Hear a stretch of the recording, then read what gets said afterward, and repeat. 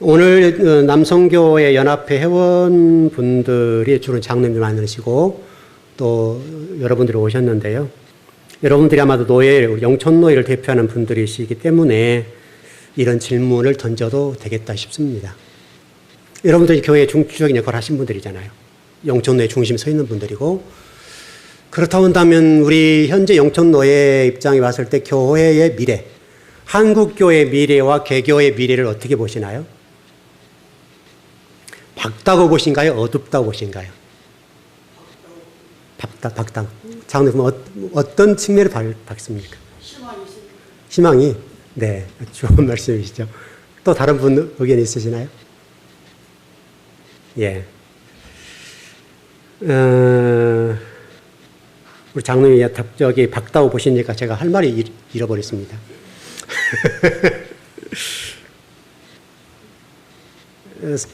한국교회가 현재 1200만이라는 성도에서 우리가 부인할 수 없는 것은 800만 정도로 보죠. 현재. 그럼 400만이 애들 갔단 말이에요. 어떤 분을 비관적으로 보는 600만원까지 봐요. 현실입니다. 그럼 왜 그럴까? 그분들은 지금 다 어디로 갔는가라고 보면 상당히 우리가 좀 고민을 해야 될 문제거든요. 그럼 1200만에 400만에 관한 책임을 누가 질 거냐? 누군가는 져야 될 거 아니에요. 그럼 이 문제를 어떻게 할 것이냐? 하나님 앞에 우리가. 그런 고민이 우리가 좀 깊게 해봐야 되는 건 아닌가. 그런 생각입니다. 특별히 여러분이 지금 섬기시는 교회를 다 다르실 텐데, 여러분이 지금 교회에 남아도 교회 부흥을 위해서는 성도 숫자를 늘리기 위해서 애를 쓸 겁니다.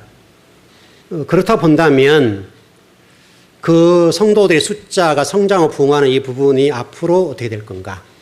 그러면 적어도 우리가 대형교회나 중형교회 이상, 몇 교회를, 우리 영촌내에도 그런 교회 있잖아요. 그런 교회를 취해야 하고, 그 나머지 교회는 어떻게 할 건가? 이거 고민해야죠. 왜냐하면 여러분 이제 우리 즐거운 교회 모셨는데, 우리 교회도, 지금 저희 성결의 즐거운 교회도 영촌노예 안에서 유치를 보면 그래도 상당히 앞에 있거든요. 숫자가 지금 많지는 않습니다만은 저희들 일당 100이니까 저희 출석교 200명 이상은 충분히 커버를 하거든요. 그러니까 그동안 훈련을 시켜놨기 때문에 일반적이지 않지만 능력은 있습니다. 말씀이 훈련되어 있으니까 다른데, 그렇다고 한다면 저는 교회 부흥이라는 관점을 그렇게 본 거죠. 숫자의 문제가 아니라 성도들의 영적인 질적 향상, 여기에 초점을 두자. 그래서 지겹도록 말씀을 먹인 거죠. 그러다 보니까 이제 우리 교회 성도들이 이를 성장을 했는데, 지금은 일당 100, 한 명을 100명 바꿀까 했을 때 저는 안 바꿉니다. 그 정도 자신 있게 공부를 했습니다. 그러니까 저는 개인적으로 앞으로 한국교회의 성도 숫자가 더 줄어든다라고 보는 입장입니다. 더 800만으로 보는데 물론 인구 감소가 있죠. 그런 측면도 있고 더 이렇게 숫자가 내려갈 거다. 왜? 개교회의 현재 부흥을 위해서 예를 들어서 전도도 하고 그렇지만은 전체 한국교회로 본다면 숫자는 줄어든다. 이렇게 좀 너무나 이런 보시기에 비관적으로 본지는 모르겠지만은 비관적인 얘기가 아니라 현실적인 얘기를 하는 겁니다. 더 줄어든다고 보는 입장입니다. 그래서 여기 지금 모이시는 그 남성교회 연합회 회원 여러분이 섬기시는 교회의 미래가 어떻게 될 것과 더불어서 한국교회 미래가 어떻게 될 것인가의 문제는 상당히 고민해야 될 문제입니다. 이게 쉽지 않은 문제고 그렇습니다. 왜냐하면 여러분 지금 최근에 우리 박근혜 전 대통령이 탄핵을 당했잖아요. 탄핵을 당하셨는데 이 탄핵이 누구 책임인가요? 전 박근혜 대통령의 개인적인 책임이다. 아니면 그 참모들의 책임은 없을까요?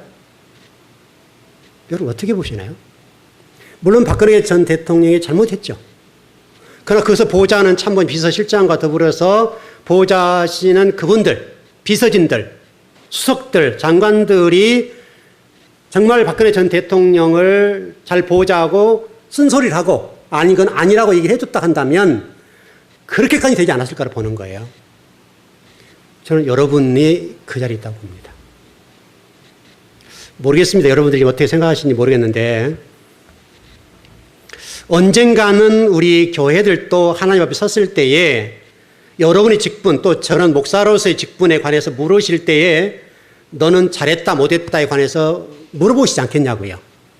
그때 우리는 과연 어떻게 답할 수가 있으며 그 하나님 앞에 섰을 때에 하나님 제가 이렇게 했는데요 라고 얘기를 드릴 때에 하나님이 그래 잘했다 충성된 종아 라고 말씀해 주실 것인지에 관해서는 다른 문제라고요. 여러분 그러지 않습니까? 분명한 것은 저도 물음을 당할 거고 여러분도 물음을 당할 거란 말이에요.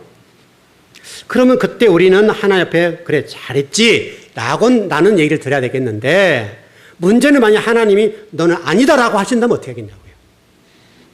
자 오늘 본문에 여러분 내용까지 이런 말씀이 있어요.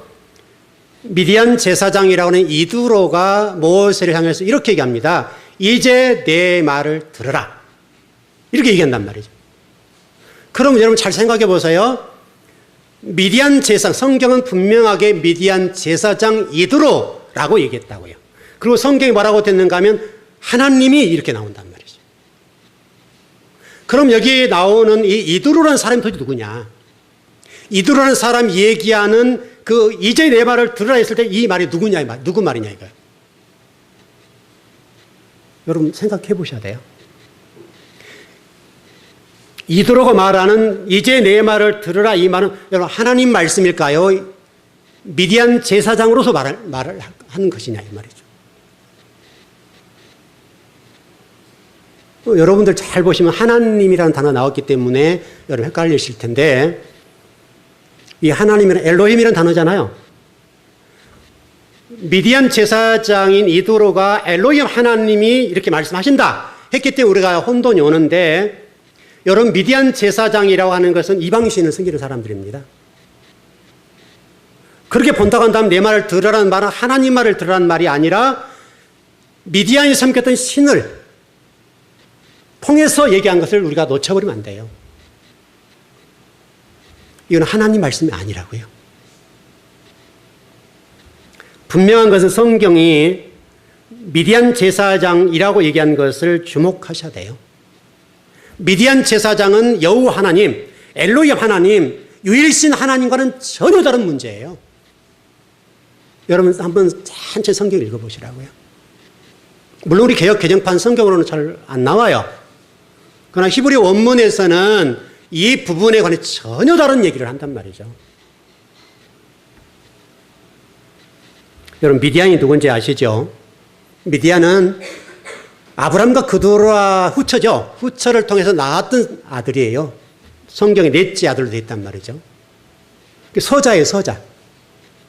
서자로 성장했던 사람인데 이 사람이 이 족속들이 우상을 숭배했고 이스라엘 백성들을 탄압하고 죽이고 곡식들을 약탈해 갔던 민족들이에요. 족속들이에요.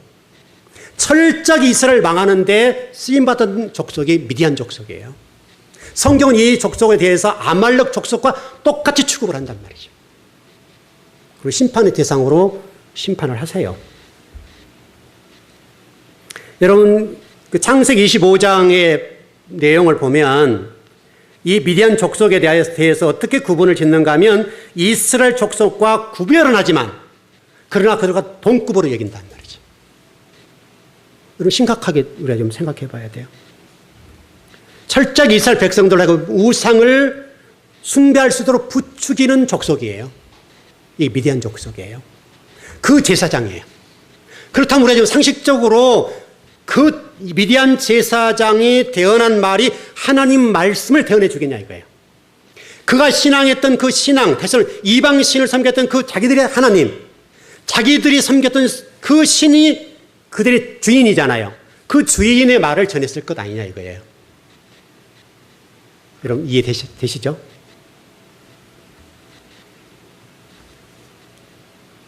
자, 그리고 이드로가 하나님이라고 말한 이 부분을 어떻게 우리가 이해할 것이냐. 여러분 이드로가 하나님, 엘로힘이라고 얘기한단 말이죠. 그러니까 여러분 우리가 유교도 그렇고 불교도 그렇고 이슬람도 마찬가지죠. 자기들이 신을 섬기는 신을 엘로힘으로 보는 거죠. 그럼 맞죠? 알라를 보기도 하고 다 그러는데 그들에게 있어서는 그분들이 하나님이에요. 그러니까 그것을 놓치면 안 될 것 같아요. 자, 그리고 또 하나는 여러분이 지금 노예를 대표하시고 교회를 대표하신 분들이니까 한번 고민을 해보자는 의미예요. 이도로가 지금 모세에게 어떤 것을 제안했는가 하면 직분을 제안했단 말이죠. 1000부장, 100부장, 10부장, 50부장을 제안을 했어요. 그럼 이 직분이 어디서부터 왔을까요? 하나님은 유일신 하나님 때문에 왕정사를 실어했죠. 하나님이 왕이 되고 싶으셨는데 사사시대를 거치면서 왕을 세워달라는 거예요. 사람들이 이스라엘 백성 세워달라고 하니까 허락하신 거잖아요. 그래서 원래는 하나님 왕인데 사울부터 시작해서 왕정사가 출발한단 말이죠. 워낙 이스라엘 백성들로 하여금 하나님께 계속 기도하는 게 뭐였냐면 왕을 세워주세요. 왕을 세워주세요 하니까 하나님 마지못해서 왕을 세워줬단 말이죠. 그리고 그 결과가 어떻게 돼요? 신본주의 중심, 유일신 하나님이 왕이었던 그 시대가 끝남과 동시에 이스라엘이 망한단 말이죠. 나라가 갈리죠. 찢어져 버리죠. 바벨론 포로가 되었죠. 여호수아부터서 에스라 선지자가 이 수문학 광장의 말씀을 대언할 그때까지 1000년 동안 하나님 없는 유리 방황하는 백성이 되었단 말이죠. 그렇다면 하나님이 아닌 이도로가 제시한 이 직분에 관해서 우리는 어떻게 이것을 볼 것인가? 물론 나중에 모세에게 허락을 하신 거죠. 하나님께서 허락하셔서 직분이 세워졌습니다만은 간단하게 정리해 보면 이 직분을 통해서 하나님의 본질을 보라는 거죠. 하나님이 어떤 분인지 그 직분을 통해 보라는 건데 이 직분과 제도라고 하는 것이 현재는 이게 중심이 된 거죠. 이걸 통해 하나님 봐야 하는데 하나님이 아닌 여기가 중심이 된 거죠. 우리가 상당히 고민을 해야 될 것 같아요.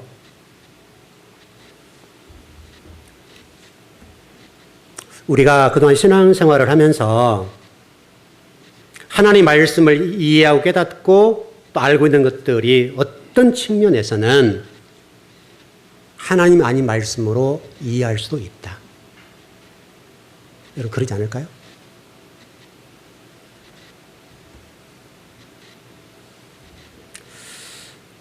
우리의 창세기 1장 1절로 넘어가서 보면 여러분들은 지금 어떻게 성경을 이해하시는지 모르겠는데 창세기 1장 1절을 어떻게 이해하는가 이거는요 굉장히 중요해요.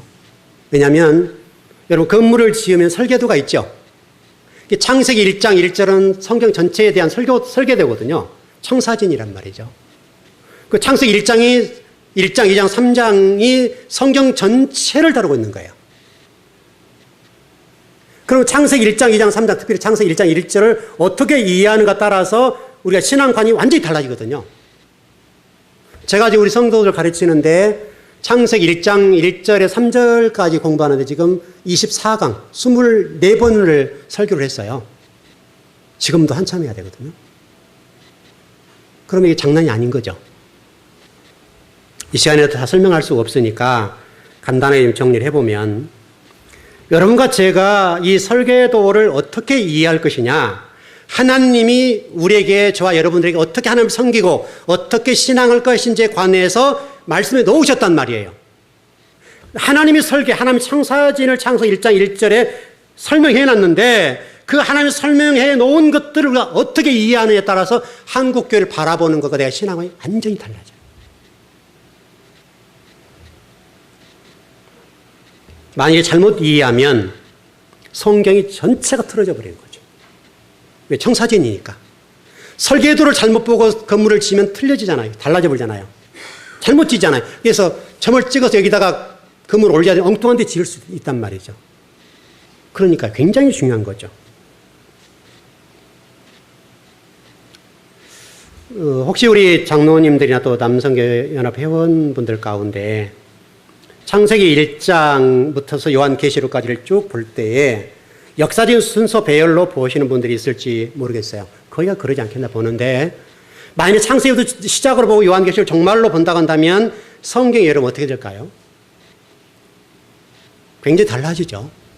이게 여러분 불행하게도 이것은 역사적인 성경 배열을 보는 건데 이것이 세대주의적 해석 방법이라고 하는 사실을 그렇게 많이 모른단 말이죠.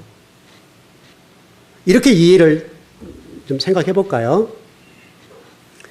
자, 우리 성도들이 성경 가르쳐 이렇게 가르쳤어요. 요한계시록이라는 성경이 결론이라 본다면 결론을 도출해로 창세기를 출발하는 거죠. 그러니까 이게 이제 어떤 히브리어나 헬라어 단어를 볼 때는 시간 개념이 굉장히 중요해요. 이 카이로스와 크로노스라는 개념으로 보는 건데요. 카이로스적인 개념과 크로노스 개념으로 볼 때는 완전히 성경이 달라져요. 성경 부분이.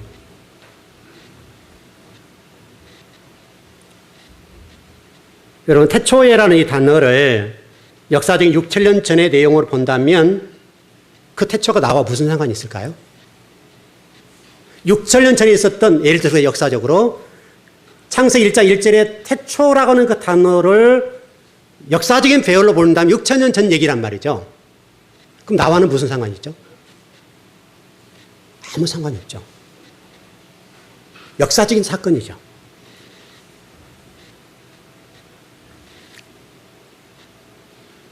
여러분, 출애굽기 저희들이 지금 제가 계시록 공부를 하다가 지금 9장의 내용을 풀어가면서 출애굽기 10계명을 정리하고 좀 넘어가려고 이번에 하고 있는데, 여러분 그 출애굽기 10장의 말씀 보면 이렇게 말씀이 나와요.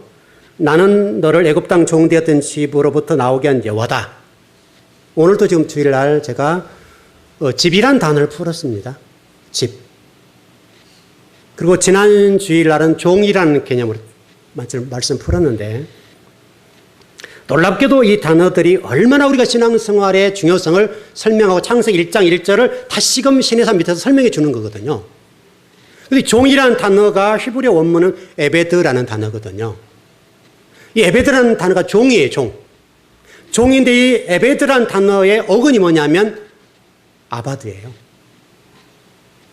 좀 히브리어서 죄송한데, 이 아바드라는 단어가 뭐냐면 우리 창세기 2장 15절에 보면 경작하다라는 단어예요. 경작하다는 단어인데 실질적으로 그 경작하다는 단어의 원뜻이 뭐냐면 예배하다, 예배하다. 그러니까 우리가 지금 연합회 회원 여러분도 마찬가지고 교회도 마찬가지고 성도도 똑같은 건데, 이 창세기 2장 15절에 이 아바드라는 단어를 어떻게 이해하느냐에 따라서 우리 신앙관이 달라지거든요. 근데 예배하다는 것과 경작하다는 다른 말이잖아요. 예배하다는 하나님이 가장 우리 인간을 지으시고 우리에게 말씀하신 목적이 뭐냐면 너는 예배해. 계명을 따라 예배하는 삶을 살아라. 에덴 동산이라는 성막에 성전, 성소, 지성소 그 안에서 우리에게 너는 예배하는 삶을 살아. 이게 에덴 동산이거든요. 근데 이 선악과 따먹는 문제와 더불어서 에덴 동산에서 아담을 이해할 때 농사꾼으로 이해를 해버리면 여러분이 섬기는 일이 예배 중심이 아니라 말씀 중심이 아니라 일 중심으로 흘러간단 말이에요. 굉장히 중요한 거죠. 일을 하지 말란 말이 아니라 예배가 중심이 돼야 된다고요. 하나님은 예배한 자를 찾으신다고 그랬잖아요. 분명하죠? 근데 우리는 일 중심이라고, 교회에서. 어떻게 하면 일에서 직분이 이렇게 올라갈까? 물론 그게 바른 표현인지 모르겠습니다만 그렇게 되고요. 근데 에베드라는 단어를 보면 여러분 종이란 말이잖아요. 애굽이란 나라에서 이스라엘 백성들이 430년 살았다 본다면 하나님은 애굽이란 나라를 성전으로 보신 거예요. 그 성전 안에서 이스라엘 백성이 해야 될 일이 뭐 있는가 하면 하나님께 예비하는 삶을 살았어야 된단 말이죠. 근데 그 애굽에서 이스라엘 백성이 한 일이 뭐냐면 일을 했다고. 자기들이 하나님 돼가지고 자기를 섬기는 일을 했다고요. 그래서 출애굽기 2장 20장 3절에 보면 너는 나 외에 다른 신을 섬기지 말아라 했을 때 외에 다른 신이 우상이 뭐냐면 우리가 생각하는 우상으로 이해하는데 거기에 이스라엘 백성이란 말이죠. 나. 그리고 여러분 그 종이란 직을 떠나서 말씀 떠나서 집이라는 단어가 나오는데 히브리어로 보면 이게 베이트라는 단어인데 베이트라는 단어가 성전이란 말이에요. 집이란 말과 성전이란 말이에요. 그러니까 여러분 애굽은 우리가 생각하는 종살이하는 곳이 아니라 성전이었단 말이죠. 자, 오늘 말씀 정언할 때 창세기 7장 1절에 노아 홍수 사건 이후에 방주들한 사건을 우리 성도들이 가르쳐 드렸어요. 거기 보면 창세기 7장 1절에 뭐라고 되는가 하면 노아와 가족 그 집이 방주로 들어갔더라. 이렇게 됐단 말이죠. 근데 그 집이라는 단어가 베이트라는 단어예요. 놀랍게도 성전이 방주로 들어가는 거예요.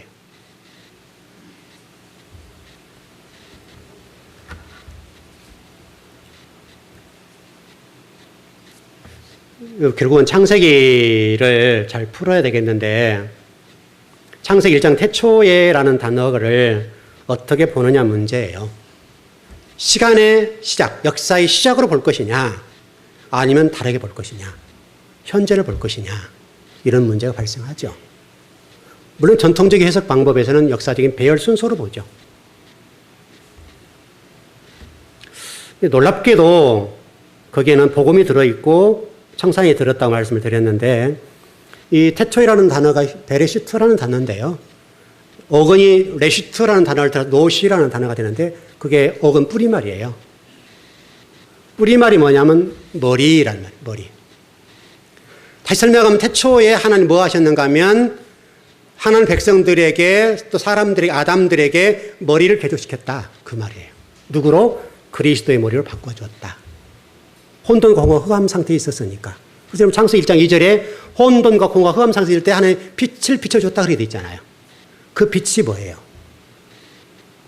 놀랍게도 진리의 빛, 생명의 빛이란 말이죠. 그리스도의 영, 그리스도의 빛을 비춰주니까 저녁이 되면 아침이 되었다. 이렇게 성경이 우리에게 말씀하고 있습니다. 시간이 많지 않으니까 조금 건너뛰어 볼게요. 여러분, 이스라엘 백성들이 바벨론 포로라고 하는 것을 겪었는데 바벨론 포로는 왜 겪었습니까? 여러분 주목해 보셔야 돼요. 성경은 모세가 여호수아에게 말했죠. 너희들이 가나안 땅 들어가거든 하나님 앞에 예배하는 거 그건 절대로 잊지 말아라. 그렇게 됐죠. 여호수아 이후로 예배를 못 드렸죠. 예배를 드리긴 드렸지만 때로는 하나님 아닌 다른 것을 섬겼죠. 그래서 바벨론 포로까지 가는 기간이 1000년이 걸립니다. 이 1000년이라는 기간 동안에 예배가 사라졌어요. 그게 바벨론 포로입니다. 답은 나와 있죠?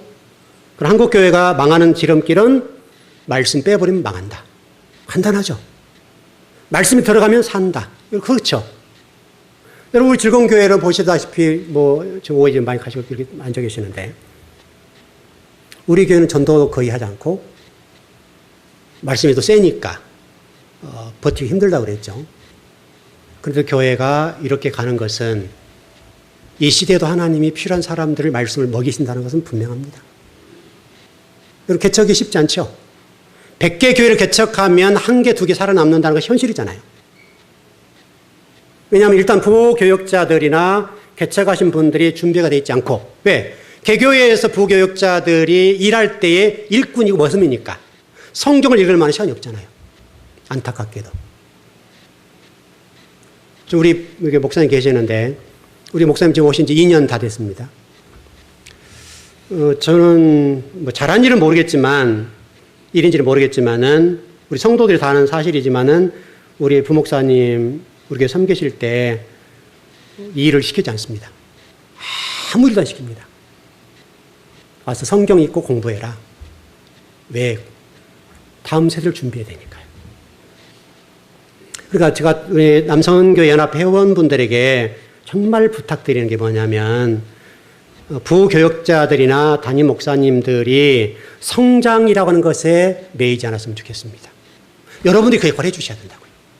여러분들이 만일에 부교역자나 담임 목사님을 성도 숫자 늘리는 것 능력을 평가하고 저분 실력 있네라고 평가해버리면 그 목사님은 죽어도 공부 못합니다. 그리고 부교역자들을 돌리죠. 그리고 부교역자들을 뺑뺑이 돌려서 성도를 어떻게든지 채워야 되죠. 그래서 내 교회가 부흥됐다 이거예요. 그럼 어떻다는 거예요, 그게? 과연 하나님 그걸 기뻐하실까요? 저는 개인적으로 성도 100명보다도 어떤 주의 종 한 사람을 제대로 키워내는 것이 훨씬 좋다고 생각해요. 하나님 나라 관점에서는 그게 더 유익하다고요.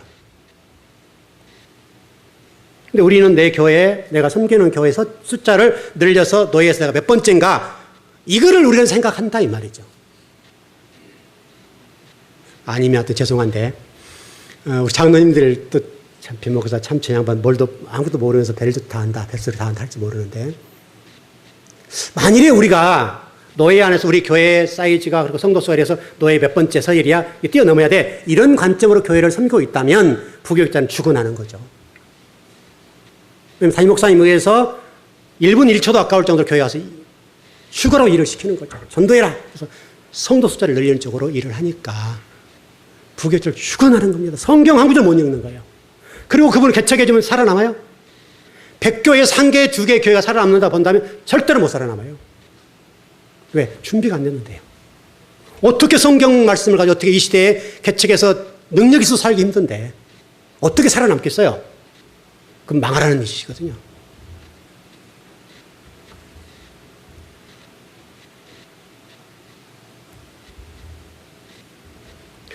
우리 남성교 회원 여러분들에게 좀 꼭 부탁을 드리는데요. 담임 목사님과 부교육자들이 말씀을 공부할 수 있도록 좀 해주세요. 참 하나님이 제가 이번 남성연합회를 준비하면서 기도하면서 꼭 이 부분을 말씀하세요. 우리 장로님들, 남성교회 회원들, 교회 중추 역할을 감당하고 좀 힘 있는 분들이니까 제발 좀 돌아가시거든 교회 앞에서 우리 부교육자들과 담임 목사님이 숫자의 노예로 이제 걸리지 않고 하나님 나라에 관련된 말씀을 탐구하고 공부해서 성도들의 양질의 질의 말씀을 전할 수 있도록 해주는 것이 아버지의 뜻이다.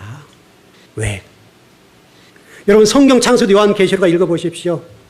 하나님이 찾는 사람이 400년에서 500년에 한 명 나왔어요.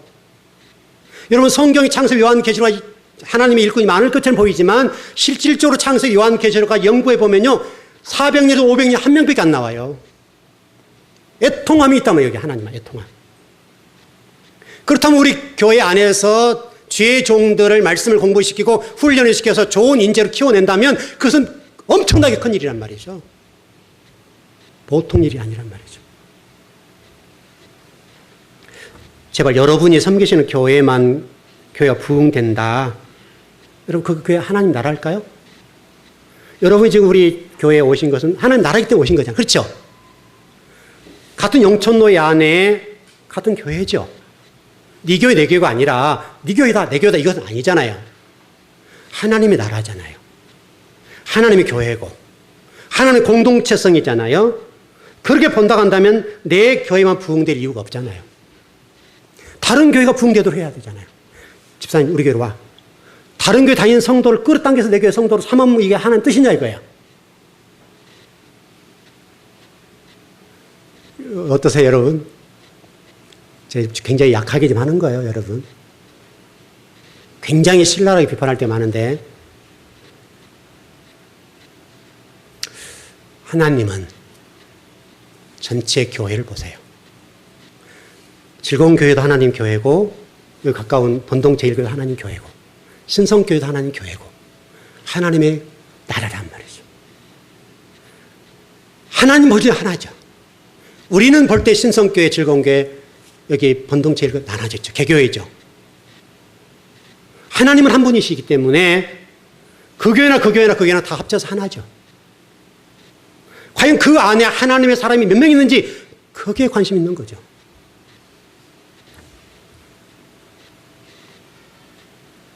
여러분 에스라가 바벨론 포로에 돌아와 수문학 광장에서 이스라엘 백성들을 모아놓고 성경을 읽어줄 때 백성들이 통곡하고 그들이 정말 진리의 말씀 듣는 그 순간에 왜 우리가 이렇게 됐는지에 대해서 참여하는 시간을 가졌어요.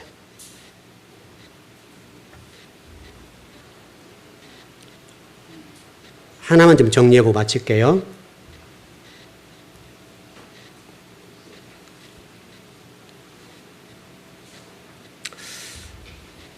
여러분 좀 근원적으로 좀 접근해서 창세기에 나온 아담이라는 분을 여러분 어떻게 이해하시는지 모르겠어요. 상당히 교리적인 문제가 좀 복잡한 문제인데 그러나 성경 원문은 명확하니까 뭐 전해도 괜찮을 것 같습니다. 우리 교회에서 말씀 대행할 때 수요일, 금요일 거는 제가 녹화를 못하게 해서 안 하거든요. 괜히 휘말릴 수 있어서 못하게 합니다. 그리고 mp3를 보죠. MP3로 듣습니다. 그냥. 우리가 이런 생각이 있죠. 아담을 하나님 지으셨는데 그 아담이 원흉이 되어서 그 아담 고놈 때문에 내가 원죄를 가졌다. 여러분 그렇게 보시죠. 물론 그런 부분이 있죠. 왜냐하면 그랬으니까요. 그러나 놀랍게도 아담이라는 이 단어에 두 가지가 있다는 것을 우리는 놓치고 있거든요. 창세기 1장부터서 4장 전반부에 나오는 아담은요, 우리가 생각하는 아담과 전혀 다르고 4장 후반부부터서 창세기 5장에 나오는 아담은 다르거든요. 한번 혹시라도 여러분 히브리어를 볼 수 있는 분들은 한번 찾아보십시오. 거기 보면 아담이 나오는데 똑같은 아담이거든요. 그런데 내용이 달라요.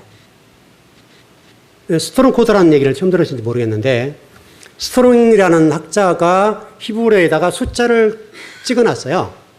아담에게 두 가지를 찍어놨는데 창세기 1장에서 4장 전반부까지 아담은 스트롱 코드 120번을 찍어놨어요.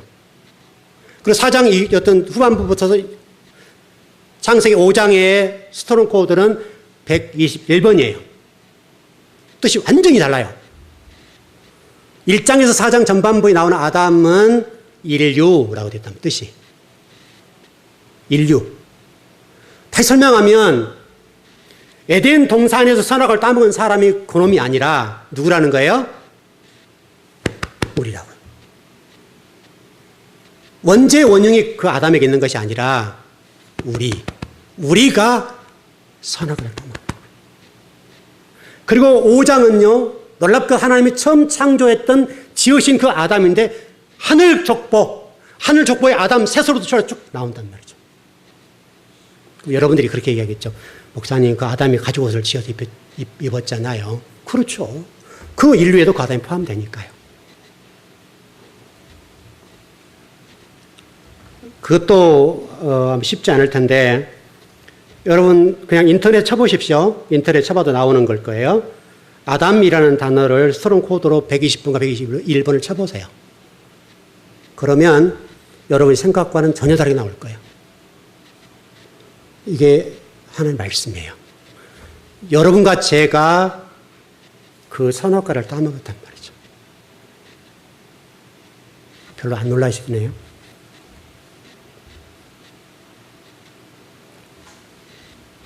성경은 여기에 대해서 하나님께서 아담을 세우실 때에 제사장과 선지자가 왕으로 세웠는데 그 왕과 선지자와 제사장 역할을 잘 감당 못했죠. 그게 아담이죠.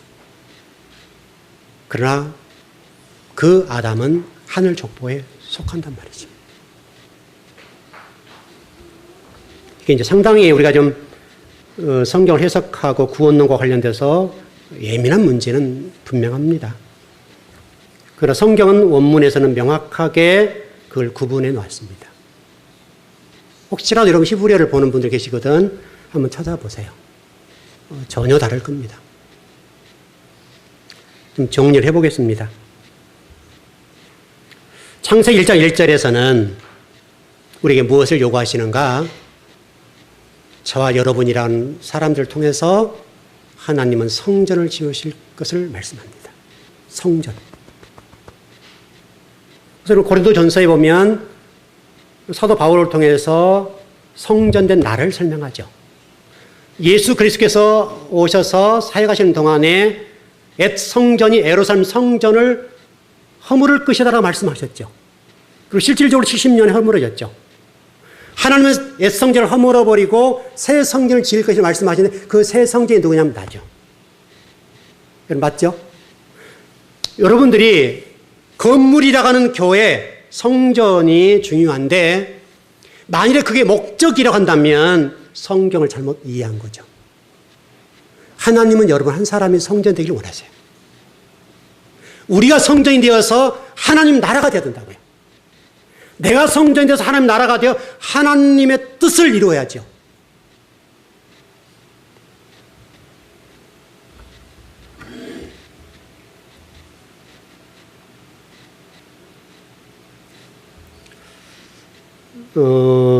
부분을 좀 정해서 오늘 오신 분 다 이해를 할지 모르겠습니다만은 일단 한번 이렇게 들어보셨기 때문에 그런 말씀도 있구나. 그렇게도 말씀이 될 수 있구나. 고민을 해보셨으면 좋겠습니다. 왜냐하면 제가 여러분 교회를 갈 이유는 없을 것 같고 또 부르시지도 않을 것 같고 이번 기회가 어떻게 보면 마지막일 수도 있고 처음일 수도 있고 그러잖아요. 왜냐하면 유명한 목사님들이 가시지 저 같아서는 안 부르잖아요. 그러니까 그럴 기회는 없을 것 같고 하나님이 오늘 부족한 저를 통해서 여러분들이 말씀하신 이 음성, 네가 성전돼. 네가 성전되어서 계명을 따라 예배한 자가 되고 그리스도의 영과 더불어서 유기적인 연합체가 되어라. 그 연합체가 하나님 나라고 교회가 이게 천국이란다. 여러분 이곳이 천국이어야 됩니다. 죽어서 가는 천국이 아니라 지금 여기서 천국을 이루셔야 됩니다. 오늘 바쁘신 중에 우리 즐거운 교회를 이렇게 찾아주셔서 감사를 드리는데 저는 물론 다 전하지는 못했습니다만은 이제 절반 정도 전했는데요. 시간이 보니까 4시가 됐어요. 그러니까 더 가서는 안 될 것 같고요. 저도 담임 목회를 20년 했는데 좀 눈치가 있잖아요. 우리 장로님들이 이렇게 좀 좋으신 분도 계시고 해서 그만 전해도 될 것 같아요. 분명한 사실은 느헤미야 8장을 중심으로 해서 앞뒤가 갈리는데요. 8장 이전에는 희생제사를 중심으로 드렸고 8장 이후는 말씀을 듣는 예배 중심으로 갔단 말이죠. 그러니까 지금도 우리가 교회를 섬길 때 희생제사로 내 몸을 드리는 쪽에 예배라고 한다면 그것은 느헤미야를 통해서 말씀하신 하나님의 말씀과 이렇게 되는 거죠. 느헤미야 8장 이후의 예배는 말씀을 듣는 거예요. 그래서 강단이 생기죠. 강단을 통해 선포를 하죠. 그걸 듣는 거죠. 지금 이 시대에 여러분들이 농촌내 주역들이시고 한국교회를 리드하고 계신 분들이니까 부족한 종입니다만은 어떤 부분은 안타깝기도 하고 어떤 부분은 감사하기도 그래요. 오늘 혹시라도 들으신 부분에 감동하는 부분이 있으시다면 우리 사도행전 6장에서 사도들이 구제하는 일이 바빴을 때에 말씀하셨잖아요. 니들이 그 하는 일, 사도들이 그 하는 일은 선하지 못하다. 직분자를 세워서 그 직분자로 그 일을 감당하게 하고 너는 뭐를 하라? 말씀을 읽는 것과 기도하는 일에 천마도록 해라. 여러분 직분이 그겁니다. 여러분이 섬기시는 교회의 담임 목사님 또 부교역자들을 성장의 도구로 삼지 마시고 그분들이 말씀을 탐구하고 연구해서 질 높은 진리의 말씀을 대언할 수 있도록 그 길을 열어주십시오. 그래 여러분 영혼이 살 거 아니에요. 그리고 우리 부목사님은 나중에 교회를 개척하거나 다른 교회를 섬기실 때에 그분들이 현장에 나와서 목회할 때에 이 세대들, 후세들이 한국교회를 더 빛내도록 일을 할 거 아니에요. 여러분 그거 꼭 하셔야 됩니다. 저도 그렇게 합니다. 우리 부목사님에게 아무 일 시키지 않고 공부해라. 그렇게 합니다. 또 제 아들도 신학을 하고 있는데 이번에 이스라엘 유학을 보낼 겁니다. 저도 힘들지만 유학 보내면 일단 돈이 들어야 되고 쉽지 않죠. 몇 년 가서 공부를 해야 할 거 아니에요. 그렇지만 한국 교회 미래를 위해서 보냅니다. 그래서 히브리어 원어를 가서 마스터하고 돌아올 수 있도록 그리고 MA 공부까지 마치도록 지금 얘기를 하고 있습니다. 지금 준비하는 과정 속에 있는데요. 왜냐하면 한국 교회를 살리기 위해서. 이제 우리 교회 나름대로의 몸부림입니다. 우리 교회는 노예 안에서 유치도 그렇고 또 제가 이름 있는 목사도 아니지만은 제 자리에서 제가 할 수 있는 일은 후세들을 키우는 일이니까 그래서 일단 아들을 그렇게 키워보고 또 우리 부목사님 그렇게 잘 성장시켜서 한국교회에 내어놓으면 하나님 나라 조금이나마 세워지지 않을까 싶습니다. 어떤 부족한 종의 설교를 들으 감사하고요. 혹시 여러분이 설교를 들으시면서 목에 걸리신 분 계실 텐데요. 이해하십시오. 제가 부족해서 그럴 수 있고요. 그럼에도 불구하고 제가 잘못 전하지는 않았습니다. 정말 많이 정제하고 조심해서 말씀 대언했는데 여러분 영혼 속에 영적인 불이 타올라서 한국 교회가 살아났으면 좋겠습니다. 기도하겠습니다.